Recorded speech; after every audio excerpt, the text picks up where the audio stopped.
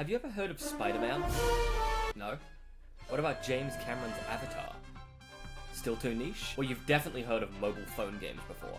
Classics like Angry Birds, Clash of Clans, Charlie the Steak, or Talking Bacteria all may come to mind. But for me, one studio really stood out in the early days of mobile gaming, and that's Gameloft. They're a French studio that was founded in 1999. Nowadays they make match-3 slot games, but back in the day they used to make some really hidden gems. So hidden that it's now almost impossible to find them. But I was able to get my hands on 2 of them thanks to emulation, and the GOAT YouTube channel Diego Reviews.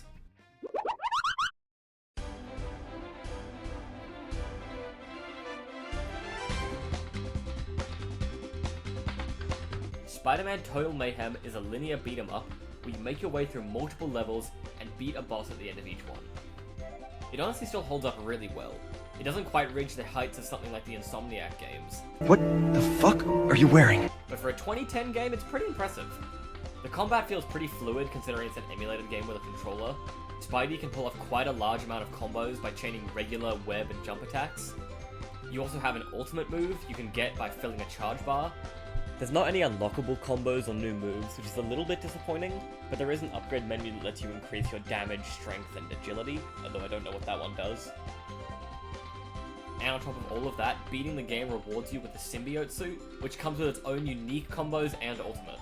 The game is also a platformer, with pretty much every level having its own unique platforming segment, such as level 2's Rhino chase across the rooftops, Electro's area having electrified platforms and moving fans, later levels having you surf along railway lines, and having you swing across a destroyed bridge.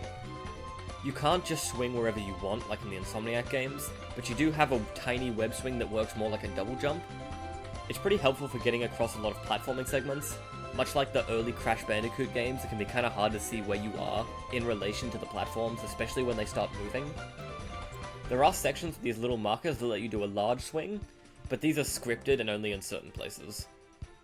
Likewise, you can't wall climb anywhere you'd like, you can only climb on certain predetermined walls. While on there, you can attack, as certain enemies will try to jump at you, objects will fall from the sky and you have to dodge them, and hazards like fire or symbiote goop will be on the walls that you have to avoid. And now, if you're looking at the screen, and you aren't playing Steel or Brain Rot on a second monitor, you might notice that this game looks a little familiar. It's God of War. Zeus! This game takes like half its mechanics from God of War. The same beat-em-up combo system, the same way to collect heals, and the same climbing mechanics. That's not to say I think this game is a rip-off, but it did come as quite a large shock after playing this game again 15 years later. And hey, if you want a God of War inspired game, this one's pretty great. Total Mayhem has a pretty simple story, set in the Ultimate Universe, where all of Spider-Man's greatest villains have broken out of the Triskelion, and they're on a rampage through New York City. Level 1 has you start off in the city fighting just regular bum-ass crooks, and then Sandman in a sinkhole, where you need to break fire hydrants in order to weaken him and deal damage. Level 2 throws in the first major platforming section, as you have to chase Rhino across the rooftops on a timer, before confronting him in a bank. You should be careful when you charge a bank, cause trust me, the bank will charge you more. I said, shut up! I want to quickly bring up some more points about the combat. In combat, sometimes a button will start flashing, and that's your Spidey sense, and pressing the button in time dodges the attack. Which is pretty simple, right? The problem is that boss fights will sometimes bring out scripted moves that must be dodged by pressing a button in a different place that appears randomly on the screen, or by making you swipe in a specific location. And this is pretty hard to do on PC when I have to drop my controller and suddenly pick up my mouse to do it in time. But this doesn't really become a problem until later. Back to Rhino, we then have a 3-phase fight with him, culminating in us taking him down to the street and beating the shit out of him. Spidey cracks all his ribs, and then heads off to level 3 to confront Electro. Level 3 doesn't really have much, you run around fighting enemies, but Electro escapes, and then we have to fight multiple big guys with hammers and rocket launchers. Level 4 has us dealing with more lightning, and turning off 2 electrical generators, and then the fight with Electro. I struggled a lot on this fight as a kid, because I didn't know that I had to turn off the breakers or he would just heal himself. With Electro sent back to the blockchain, we go to level 5 and are introduced to the second main faction of enemies, symbiotes. These dudes are way deadlier than the punks, They have a multitude of goopy attacks to try to grab and shoot you, much like your local ice agent. And much like your local ice agent, they will relentlessly pursue you and try to dogpile on you and beat you to death. Thankfully, they're all color-coded and will only do their assigned attack to their color, so you can get a feel for it pretty quickly. The level also ends with the introduction of the third enemy faction, the Oscorp robots. These guys aren't that bad, all they have is a shield and you need to break it before you can deal damage. Level 6 has you fighting loads of robots and symbiotes as you swing your way through the city to make your way to the most iconic New York landmark. Big ass bridge. Here, you need to chase after Venom while the bridge collapses around you. Once you reach the end, you begin the fight with Venom. Venom is definitely my favorite fight in the game. He's got a bunch of really dangerous moves, and his fight's way more involved than previous ones as he's super aggressive and likes to jump at you and constantly keep attacking. Venom's also my favorite Spider-Man villain, so that definitely helps him.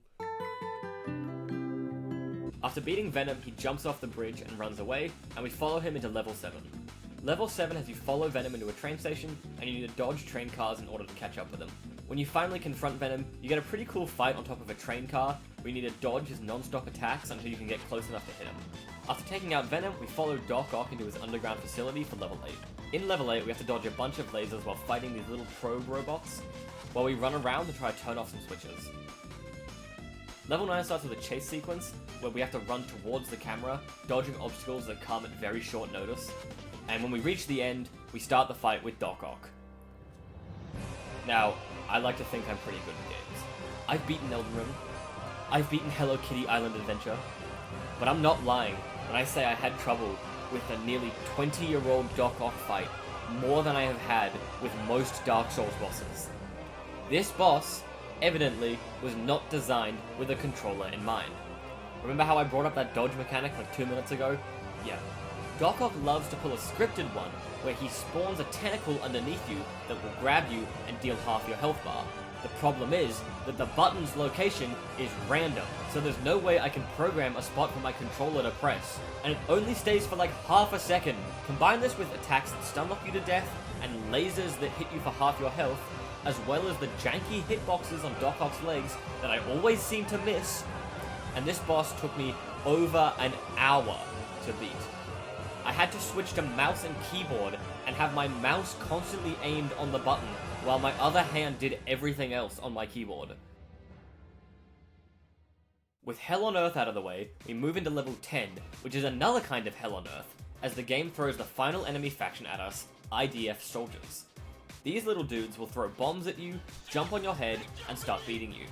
Unfortunately for them, I'm not a Palestinian child, and thus I beat them easily. This level also has some light platforming along a train rail, but it's really not that bad. This level also ends with a big samurai guy, who you have to dodge around in order for him to weaken, and then you can beat him. Level 11 takes place in this weird floating baseball stadium. I don't really know what's going on there, but it's very easy. It's mostly just the goons from early, but we do get to see the big Yahoo himself, the Green Goblin, at the end. He then promptly fucks off, so we chase him into the final level. This final level is a parkour challenge that's honestly pretty easy, followed by a final fight with the Goblin. And after the hell that was Doc Ock, it's really easy. All he does is throw fire at you, spread fire along the ground, and do a bunch of really obvious telegraph attacks. With all my bitching out of the way, this game is honestly peak. If you're a Spider-Man fan, I would definitely recommend this one. This game feels like it was made by people that are Spider-Man fans, and the amount of content for a free game is great. And once you beat the story, you unlock tons of cool bonuses. The main one being the aforementioned symbiote suit, which is a really cool bonus. They didn't have to add that, but it's just so cool to have. But you also unlock a boss rush mode, and a harder difficulty, so you can challenge yourself even more if you want to fight Doc Ock again, but worse. And you also get a gallery to look at all the comic book covers that you've been collecting throughout the game.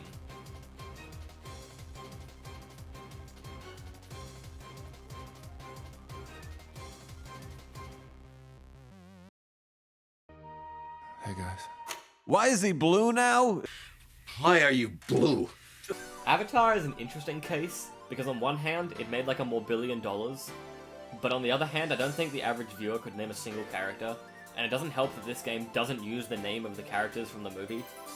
2 days before the release of the first film, Gameloft would drop the very creatively named James Cameron's Avatar. The game's a 3D action platformer with some banging tunes. not unlike the previous game, although this one has a heavier emphasis on platforming. Throughout the whole game you'll be jumping across platforms, climbing walls, climbing ceilings, climbing on ledges, in the goddamn Rayman 2 style. In this game you play as Ryan Lorenz, and follow roughly the same plot as the movie, with you starting as a soldier and gradually coming to join the Na'vi. The game has surprisingly decent combat, with the option to switch between a gun, a bow, and a spear, all of which will get upgraded throughout the game, and each has their own combos. It would have been cool if you could combo them together, and maybe you could in the original and my game's just funky, but I couldn't get it to work. You start the game with only the gun in the training area, and after making it through the training, you get sent into the forest, and as you make your way through the forest murdering every single native creature in sight, your gun gets stolen. And you have to navigate around without it for a bit before a Na'vi airstrikes an elephant with a spear, and you can steal it. Counting or not counting Navi's violence. Oh my god. From here you head towards the big spirit tree from the movie and unlock the bow, which is probably my least favourite weapon personally. It's not bad, I just don't really like it. You fight your way through some evil grass. To a gamer like me, it's just regular grass. And experience a lore-accurate baby versus pitbull fight. After defeating the pitbull, you take one too many pre-gablin, and end up in a dream where you need to murder a bunch of guys. But it's okay because they're evil. And white. After waking up from your dream, you are now in Final Fantasy VII. And you need to talk to a bunch of guys to get some missions, and then head out into the beautiful, open world of green fields in order to complete your missions. You do get a horse to ride for this section, so automatically 11 out of 10. By completing these missions, you get your gun back and upgrades to your armor and weapons, and a super attack where you blow up everything and heal a bit. I have planted a bomb at Tatalia High. And there's nothing we can do. There's nothing we can do. You then head out to get your first Ikran. I bet you didn't even know they were called that. After enticing it with a NyQuil chicken, you get to go for a ride. You begin shooting down helicopters and other Ikran, and then land on a massive airship. We then do the funny meme, and then go rescue a guy from being captured. After this, we head back to Midgar and do some more fetch quests.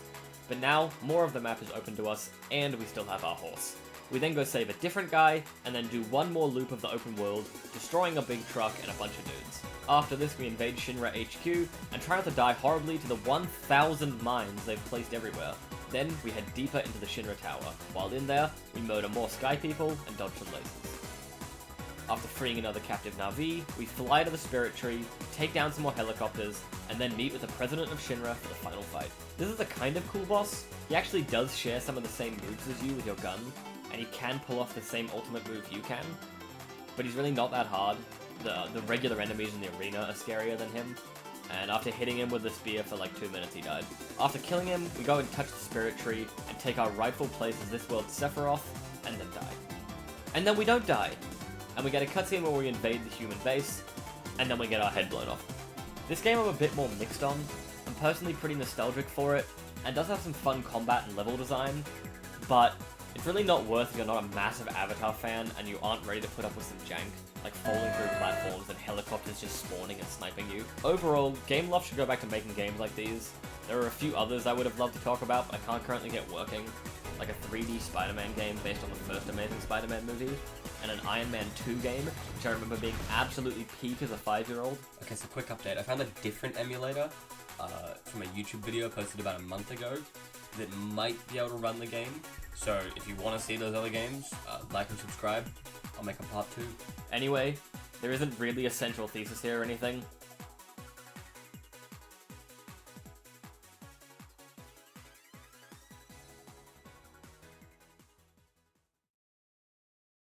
The problem, man. I'm spinning on these perks like I'm a leather, man.